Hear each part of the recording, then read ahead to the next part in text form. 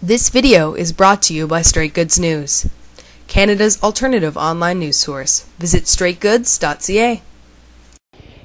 Looking at what's been happening before Durban, we do know that the minister said that Canada is not going to enter into new binding commitments. We do know that we do have this leak that Canada will be withdrawing from Kyoto. The minister has not confirmed this, but he also hasn't denied it, and neither has the parliamentary secretary when been asked several times, both in the House and outside of the House. We do know that Canada has sent lobbyists to the EU to lobby against the fuel directive, to interfere with a sovereign nation's decision about legislation. So I look at these past events, and then if you look at the Kyoto Protocol and you look at the dates, it does say in the protocol if you want to withdraw from the agreement, you give notice, and it takes effect 1 year later.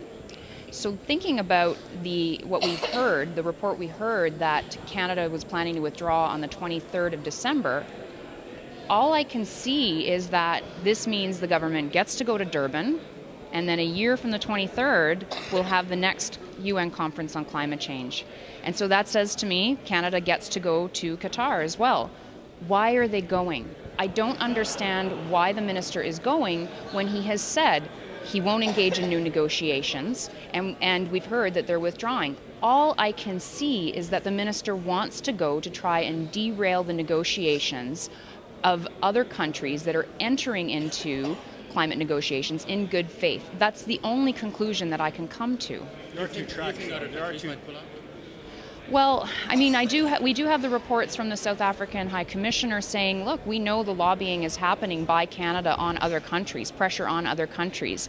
Whether it will work or not is a big question. I guess we'll have to wait and see, but it looks like that's what Canada is trying to do, is get other countries to pull out as well. And if you can stop negotiations on climate worldwide, then what do we have to live up to? Canada's not going to have to file reports. We're not going to look foolish on the international stage anymore because nobody's doing it, right? So there's a method to the madness that I can see, and that's what it looks like they're doing.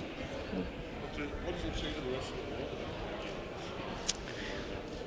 You know, what I have heard, right, the High Commissioner, for example, said is disappointing. Members of Parliament from the EU have said they can't believe that this is something Canada would do, especially, and I don't want to make the allegation that they're talking about Durban. When they were talking about the lobbying of the EU, they say we can't believe that Canada is doing this. This is not the Canada we know. People in the international community seem very surprised and shocked. I think this... all of the tropes and metaphors that I can think of, like giving Canada a black eye on the world stage, that doesn't even seem to capture what it is that I feel. This is really, it's really underhanded.